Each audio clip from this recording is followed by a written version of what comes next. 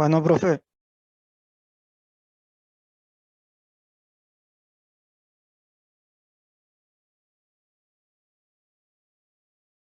En el sentido estricto, eh, siempre tienen que recordar la naturaleza de la participación, que es accesoria, eso es muy importante. O sea, dado con lo necesario, con el requisito necesario de la participación para que la participación sea operativa. Y en segundo lugar, ¿cuáles son, cuál es la dependencia de los elementos del hecho punible? O sea, dentro de ese hecho que puede llegar ya a un grado determinado de consumación o de análisis dentro de la teoría del delito, vamos a ver qué elementos son característicos dentro de este delito o tentativa o lo que fuese, que ya vamos a ir viendo, para que sea operativa la participación. Recuerden esto siempre. Nosotros acá estamos analizando participación criminal. Es decir, y la característica principal de la participación es que tenemos un hecho principal del cual dependemos. Vamos a ver las características de ese hecho principal para que opere la participación. Primeramente, eh, dentro del grado de participación, presupone que el hecho principal haya alcanzado por lo menos un nivel de tentativa. Es decir, por lo menos se haya dado un principio de ejecución. Necesariamente, para hablar de participación necesitamos que hablemos de un delito que haya quedado por lo menos tentado para hablar de participación criminal. Y por supuesto, si es consumado tampoco va a haber problema, pero por lo menos debería haber quedado tentado. Y recuerden que para que un hecho haya quedado tentado, necesitamos que haya habido comienzo de ejecución. ¿Cómo opera el desistimiento en esta situación? ¿Cómo les parece que opera el desistimiento? Si hay desistimiento voluntario, no hay participación, porque tampoco hay tentativa. ¿Y un ¿Cómo? desistimiento podría ser, profe, dar aviso a las autoridades? Vamos por parte primero. No sé quién había hablado primero. Que como el desistimiento anulaba la tentativa. No necesariamente, o sea, vamos primero. El... ¿Quién habló primero? Si quiere volver a No, hablar. Maxi, ¿Sí? yo había ¿Tania? dicho que entiendo que el Ah, desistimiento en la participación, si es voluntario, no es sí. punible la participación. Ok. Por Pero ejemplo, operaría un desistimiento voluntario en una participación si la persona que decide pasar los datos después no los pasa. no. Me entendieron mal la pregunta. Yo lo que estoy hablando es del desistimiento del hecho principal. O sea, ¿qué pasa si el hecho principal no quedó en grado de tentativa porque hubo desistimiento? ¿Puede persistir la participación o no? no, o sea, porque es No, accesoria la participación, o sea, si es que no hubo delito, o sea, si es que no hubo autor, no puede haber participación, digamos. Ok, pero el tema es que para que opere el desistimiento, para que nosotros analicemos el desistimiento, necesariamente tuvo que haber habido comienzo de ejecución. Sí, exacto. Ok, para nosotros analizar el desistimiento tuvo que haber habido comienzo de ejecución. Entonces, sí, ahí está. Para que nosotros podamos analizar si hubo o no desistimiento, tiene que haber comienzo de ejecución. Entonces ahí tiene que venir la interrogante de si qué efectos va a tener el desistimiento con respecto a la participación. Hay dos teorías con respecto, y acá tenemos que retrotraernos, hay dos teorías con respecto a cómo opera o cuáles son los efectos sistemáticos del desistimiento, y que hablamos también en la clase pasada en sede central. ¿Cuáles son los efectos sistemáticos dependiendo de la teoría, por ejemplo, de Zaffaroni y de la otra corriente mayoritaria?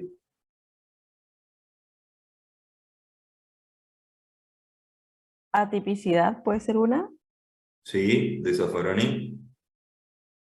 ¿Y la otra? La otra decía que no era susceptible de pena, pero que de todos modos ya como que tenía configurado el comienzo de injusto. ejecución. Ajá, el injusto. Exacto. Entonces, una teoría lo va a tomar como un supuesto de atipicidad. En el supuesto de que lo tome como un supuesto de atipicidad, directamente no podemos hablar de principio de ejecución de algo que quedó atípico. Entonces el desistimiento de alguna manera configuraría una causal de atipicidad, por lo que la participación no sería posible. En el caso en que tomemos la otra posición y afirmemos que el desistimiento opera como una exclusión de la punibilidad únicamente, nosotros tendríamos por configurado una tentativa de delito, o delito, si se quiere, que ya tuvo comienzo de ejecución, perdón, una tentativa de delito que tuvo comienzo de ejecución y que para esa persona en particular opera una exclusión de la punibilidad. Pero que opere una exclusión de la punibilidad no significa que haya desaparecido el injusto penal, por lo que no habría ningún problema para penar por participación a quien haya hecho el aporte. ¿Se entiende?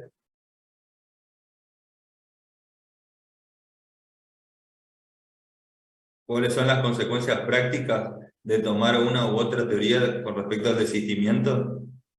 Sí, profe. Sí, profe. Buenísimo. Bueno, eso por un lado. Podemos decir entonces que sobre la pregunta de qué grado alcanza el hecho principal tiene que ser al menos tentativa o principio de ejecución. El grado tiene que haber alcanzado por lo menos un principio de ejecución. Y ahí ya tenés todo. Ok. Entonces, para la segunda teoría, para el partícipe sí se configura el injusto, ¿así sería? Seguirías teniendo una participación. Ah, bien. ¿Ok? Y para la primera teoría no podrías tener participación porque directamente el hecho principal desaparece. Porque si bien la participación es accesoria del hecho principal, no significa que sea accesorio, no significa que la suerte de los partícipes sigan directamente la suerte de los autores principales. Cada uno puede tener condiciones atenuantes o agravantes de determinada figura o lo que fuese, y no tener un grado, no responder en la misma medida. Pero sí lo que necesita la participación es que exista un hecho principal con un autor. Y ese hecho principal debería tener por lo menos un principio de ejecución. Y recuerden esto de que el desistimiento, depende de la teoría que ustedes tomen, va a operar dando determinadas consecuencias diferentes a nivel práctico. Bien, después tenemos el grado de dependencia de los elementos del hecho punible del delito ejecutado por el autor principal. Acá tenemos la opinión dominante, que es la teoría de la accesoriedad limitada. Acá les voy a leer las demás teorías para que se ubiquen. Pero tenemos una teoría que es la evolución de las demás.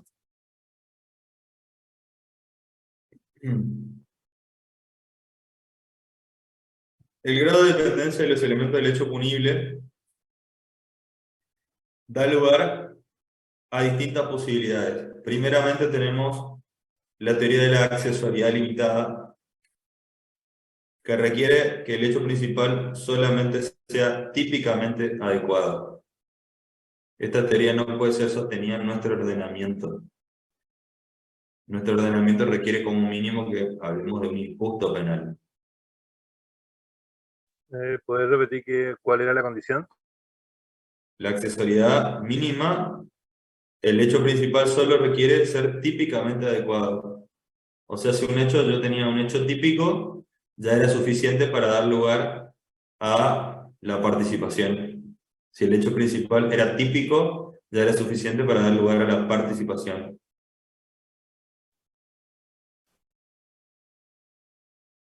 Porque recuerden, yo estoy hablando de dos cosas distintas.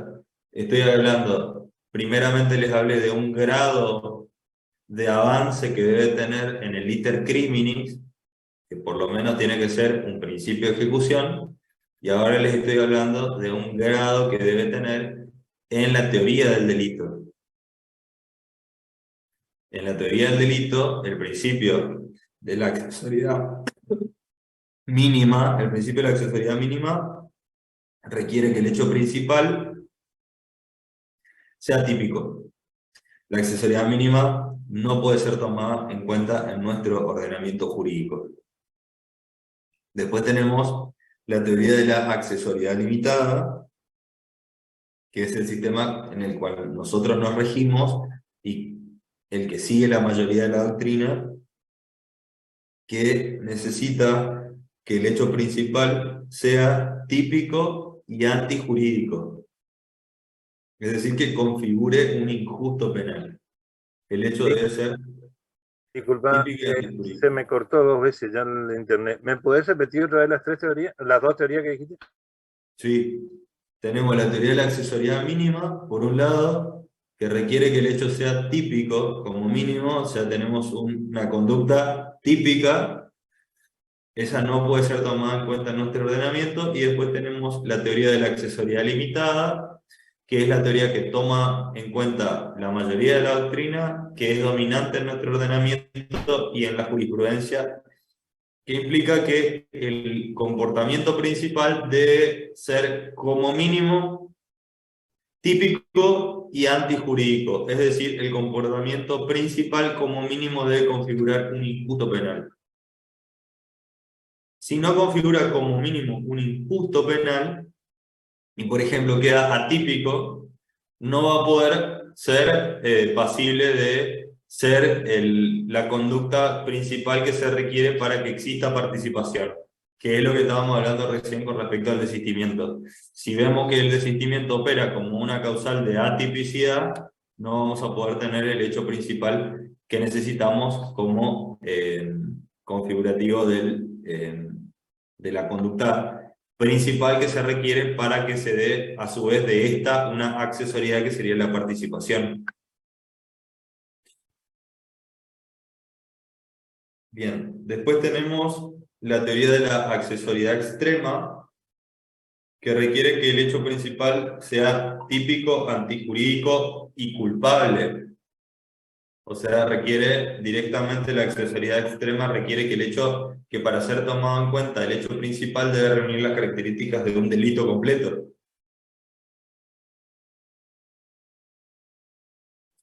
Y por último tenemos la teoría de la hiperaccesoriedad, que implica que la teoría de la hiperaccesoriedad implica que las circunstancias personales, agravantes o atenuantes del autor del hecho principal también benefician o perjudican al partícipe. Estas teorías se las di para que conozcan cuáles son las otras teorías. Pero en nuestro ordenamiento y en la jurisprudencia y en la mayoría de la doctrina siguen al principio de la accesoriedad limitada, es decir, que requieren que se dé por lo menos un injusto penal, y de ese injusto va a depender la participación. Después del injusto penal, si es inculpable o no el autor principal, si queda en grado de inculpable, si el autor principal no recibe pena por alguna circunstancia o su pena recibe alguna atenuación o algún agravante, no tiene nada que ver con la suerte del partícipe. El partícipe va a seguir sus propias reglas. En cuanto a la estructura de la teoría del delito. Ahora, tengan en cuenta esto. En cuanto a la imposición de pena del partícipe, este va a recibir una pena diferente, depende de si el delito principal quedó en grado de tentativa o fue consumado. Si el delito principal quedó consumado, vamos a tener una determinada escala penal que es la que vamos a adecuar a la escala penal que prescriben las reglas de la participación. Eso véanlo en el Código Penal, cuando vemos la parte de participación. Si nosotros tenemos un delito que queda en grado de tentativa, vamos a aplicar primeramente las reglas de la tentativa para establecer una escala penal de ese delito, y vamos a tener la escala penal de la tentativa. Y después la participación se va a regir por sus propias reglas, teniendo como referencia no la escala penal del delito consumado, sino la escala penal del delito tentado. ¿Estamos? Sí. Sí, profe. ¿Está?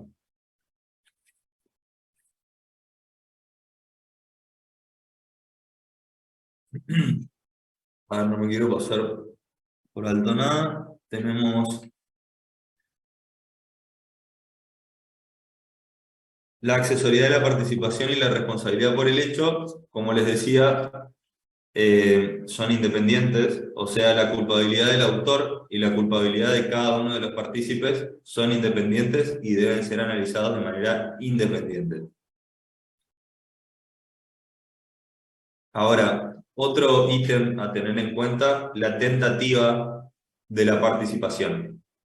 No existe tentativa de participación. Recuerden esto, no existe tentativa de participación. El que pone que existe tentativa de participación va a reventar en el examen completo. No existe tentativa de participación, de ninguna manera. Lo que sí puede existir es participación en un hecho tentado. Escriban esto si quieren y repásenlo muchas veces porque es como un juego de palabras, pero que es completamente diferente. No existe tentativa de participación. Puede existir. Sí, uno no puede casi haber participado, uno no puede haber tentado su participación. O se participa o no se participa. Son estados absolutos. O participaste en un delito o no participaste. No existe tentativa de participación. Claro, y lo último que dijo es puede existir. Lo que sí puede existir es la participación absoluta, o sea, sí haber participado en un hecho que no llegó a consumarse, sino que quedó tentado. Perfecto, gracias. Ok, eso ténganlo muy en cuenta porque es bastante simple, pero da lugar a muchos problemas al momento de resolver los casos. Y es insalvable, no es un error que puede pasar por alto, que se puede pasar por alto. Es una regla básica. Bueno, les iba a hacer una mención al delito independiente. Después tenemos algunas excepciones que están claramente previstas en el Código Penal, que es, por ejemplo, la excepción que está en el artículo 49 de la parte general del Código Penal. Si alguien puede leerme, por favor, el artículo 49.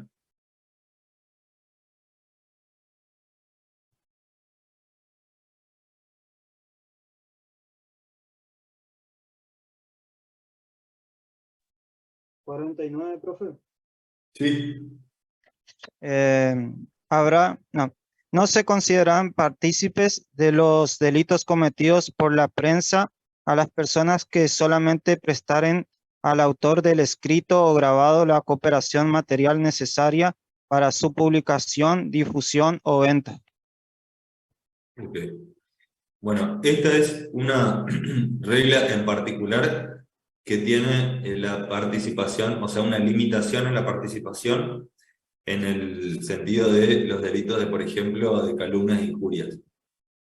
Hay una expresa limitación a la participación, más allá de que el aporte pueda haber sido necesario, pueda haber hecho al hecho principal, etcétera, etcétera, y todas las reglas de las que estuvimos hablando, no va a poder ser operativa la participación, en este caso en particular, por una limitación expresa que nace de nuestro propio ordenamiento jurídico, que es el artículo 49.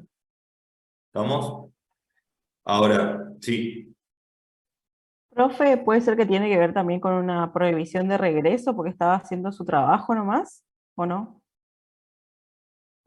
Podés tomarlo como una prohibición de regreso, pero es una prohibición de regreso, si se quiere, expresamente prevista en el ordenamiento. Acá no tenemos ni siquiera que teorizar porque el ordenamiento prescribe explícitamente que en esa situación no tenemos que analizar la participación.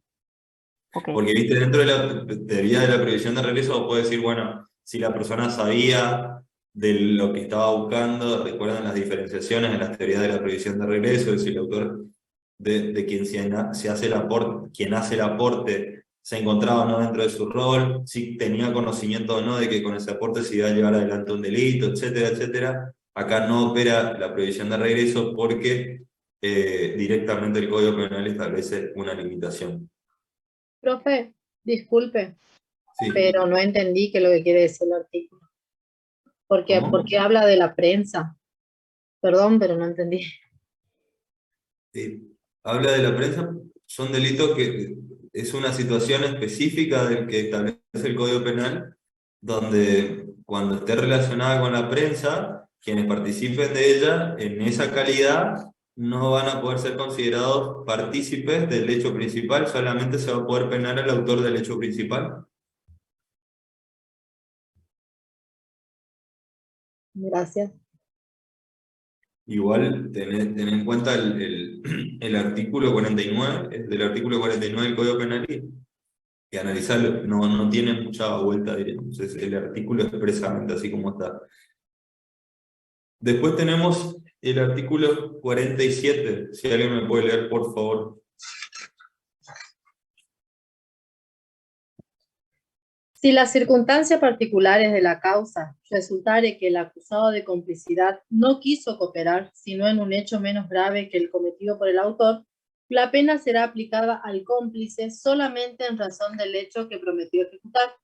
Si el hecho no se consumase, la pena del cómplice se determinará conforme a los preceptos de este artículo y a los del título que es de la tentativa. Perfecto.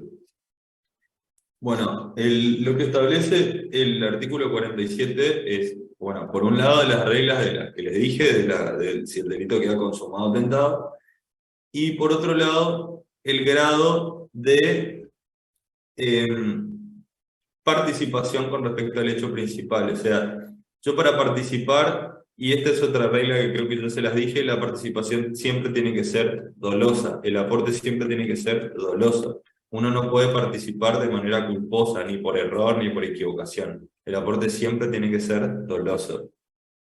Cuando hay un error en la participación, o sea, yo por ejemplo quise participar en un determinado delito o en un determinado hecho y sin embargo termino participando sin saber en un hecho más grave, yo solamente voy a responder en la medida de mi dolo, en la medida de la participación hasta donde yo quise participar, o sea, hasta donde fue la medida de mi dolo. Si yo quise participar, por ejemplo, y me puse de acuerdo o lo que fuese para haber participado de un robo con armas y después el autor lleva adelante con ese aporte que yo hice, además un robo con armas y una multiplicidad de asesinatos, yo no voy a tener participación en esos homicidios, solamente voy a responder en la medida de mi dolo de participación, que es por el hecho de que yo quise haber participado. La pena va a estar, se va a dar de la participación en la medida de mi dolo. Por ejemplo, y acá hay un par de ejemplos que están buenos para que se entienda.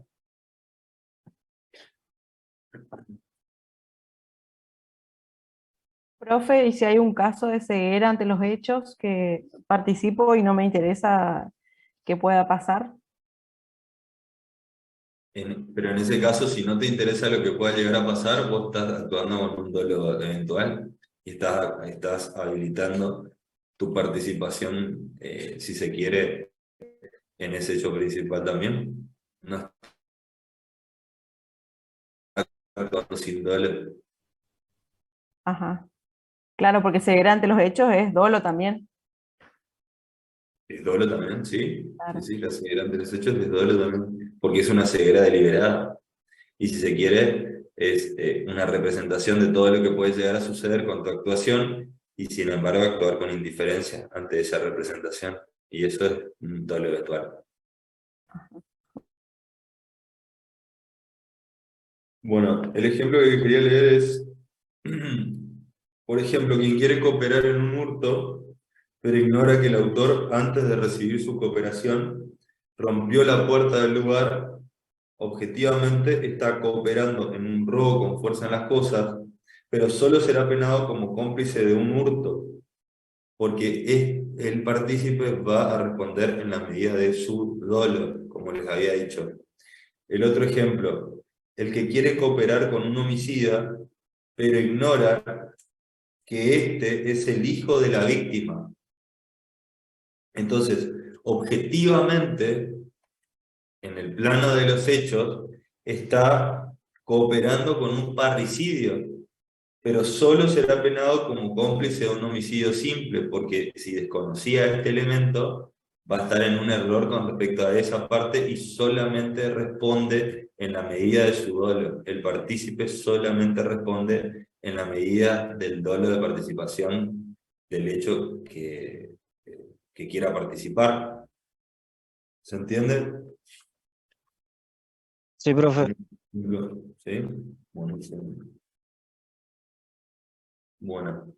Profe, por ejemplo, el tema ese del artículo anterior, ese que dijo de los artículos periodísticos y todo eso, por Sí. ejemplo, si es que una revista, supongamos que publicó, qué sé yo, la arquitectura o los planos de un edificio, digamos, y eso sirvió para el plan del autor, ¿a eso se refiere? ¿Que no se hace culpable de eso? ¿O el tema No, de los medios, eso del artículo anterior a este que dijo? no, dale, Leo. Profe, delitos de la prensa es cuando cometen calumnias, injurias, ¿eso puede ser Calumnias e más? injurias únicamente, pero quiero que volverles a leer para que les quede claro. Artículo 49. No se considerarán partícipes de los delitos cometidos por la prensa a las personas que solamente prestaren al autor del escrito o grabado la cooperación material necesaria para su publicación, difusión o venta. Los únicos delitos que pueden ser llevados adelante por la prensa, o que se denominan delitos de prensa, son los delitos de calumnias e injurias. O también los delitos, hay alguna forma de delitos que tienen que ver con lo que es cuando yo instigo a otra cantidad indeterminada de personas a cometer ciertos delitos. En ese supuesto, si lo hago a través de la prensa, o sea, los operadores, los que hayan hecho un aporte material y que no sea intelectual para que yo pueda difundir o publicar mi escrito o mi grabación, no van a responder por imperio de este artículo 49, los delitos llevados adelante por la prensa.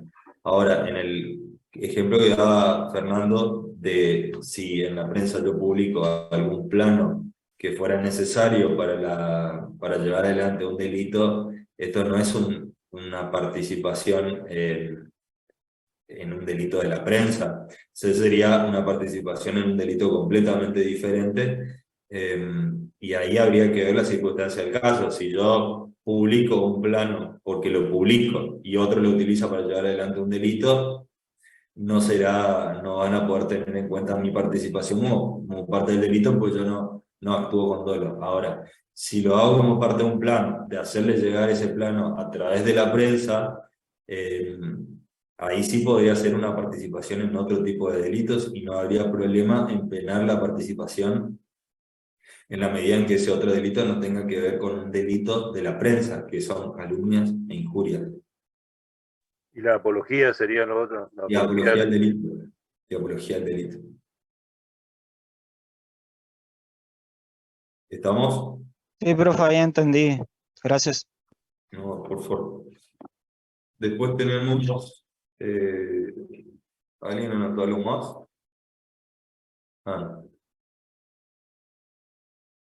Ahí está. Y después tenemos, por último, la instigación, que es el agente provocador y que más o menos ya estuvimos hablando un poco hoy. Tenemos por un lado el determinador y el sujeto, y por otro lado el sujeto determinado. El sujeto determinador no tiene dominio del hecho, esa es la característica principal. El sujeto determinador no tiene dominio del hecho, por ende no puede ser tampoco un autor mediato. El sujeto determinador es quien induce a otra persona, quien hace nacer en el otro esa voluntad, que tiene que ser a título de dolo en lo que hace nacer en el otro. Tiene que ser un dolo lo que hace nacer en el otro. Pues si yo hago nacer en el otro un error y esa otra persona actúa bajo error y perjudica a un tercero que yo buscaba perjudicar gracias a ese error en que hice caer a la persona, no voy a ser un instigador, sino que voy a ser un autor mediato. Sin embargo, si yo hago nacer en esa otra persona el dolo de matar, por ejemplo, a un tercero, yo no la estoy instrumentando porque esa persona es completamente capaz de comprender lo que está haciendo, y, perdón, comprende la situación, se representa claramente esa situación, y en base a esa representación actúa en consecuencia, está actuando con un dolo y bajo ningún tipo de vicio, ni de error, ni de nada por el estilo. Entonces, yo solamente voy a poder responder como un instigador. No es necesario, como le decía hoy a Miriam, que el instigador haga nacer la idea desde cero, sino que también puede determinar a la idea que ya previamente el autor puede haber tenido dando vueltas en su cabeza, aunque necesariamente no haya sido un ejemplo, un supuesto de nacimiento de la idea, sino más bien de determinación de la idea. Sea que lo haya hecho nacer o no, lo que es necesario por parte del instigador es que éste haya logrado en la otra persona que se determine a cometer un determinado delito. O sea, que decida cometer un delito. Profe, ¿y si le hace caer ante un error de prohibición, igual se lo toma como instigador? No, ahí se lo va a tomar como un autor mediato. Ahí está. Gracias. Ahí se lo va a tomar como un autor. Reforzador moral, cuando uno ya tiene la idea y yo refuerzo esa idea, ¿sería instigador? No. Y hay que ver... Uno ya tiene la idea, ya tiene su plan, y yo refuerzo eso diciéndole, dale, sí, o sea, lo aliento. Por supuesto, te doy la respuesta, pero por supuesto que eso es una cuestión de prueba que es dificilísima de marcar si la persona ya estaba o no determinada.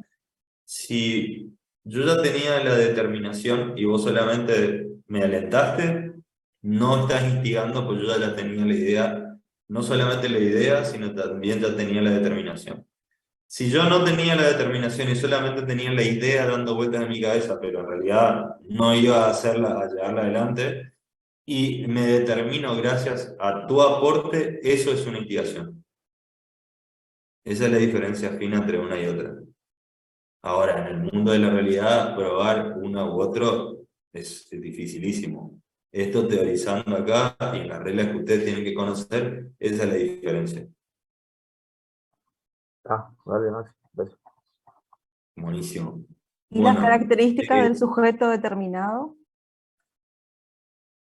El sujeto determinado es una persona que no actúa bajo error, lo que les acabo de decir, es una persona que tiene capacidad suficiente como para comprender esa representación y actuar en consecuencia.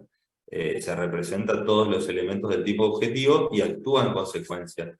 Solamente que ese dolo nace a partir del aporte que hace esta otra persona que es el inductor. ¿Eso quiere decir que basta con que complete el injusto o tiene que ser culpable también?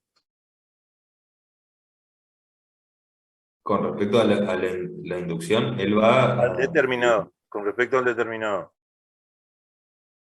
El sujeto determinado, y bueno, puede quedar en grado de tentativa también, y yo voy a porque sigue la regla de la participación, yo voy a responder como instigador, sea que el hecho se haya consumado o tentado, y de eso va a depender la escala penal que tome, la escala penal del delito consumado o del delito tentado. O sea, tiene que completar todo hasta ser culpable. tiene que... No necesariamente, porque el iter crimini, yo estoy hablando, el iter crimini tiene que haber quedado en un grado de tentativa o haber quedado en un grado de consumación. Ahora, si cuando uno está aplicando la teoría del delito, tenemos un injusto penal y no puede ser culpable por alguna condición extra, eso ya corre por cuenta de cada sujeto. El autor principal, por ejemplo, puede llegar a ser inculpable o haber actuado bajo un estado de necesidad exculpante, y sin embargo el inductor sigue siendo inductor y no tiene ningún problema con eso. No hay ningún problema con eso. Ok. Bueno, tengo un par de casos. Si quieren lo podemos trabajar un ratito. Un par de Bueno, videos. profe. Dale, voy a armar unos grupos, más o menos somos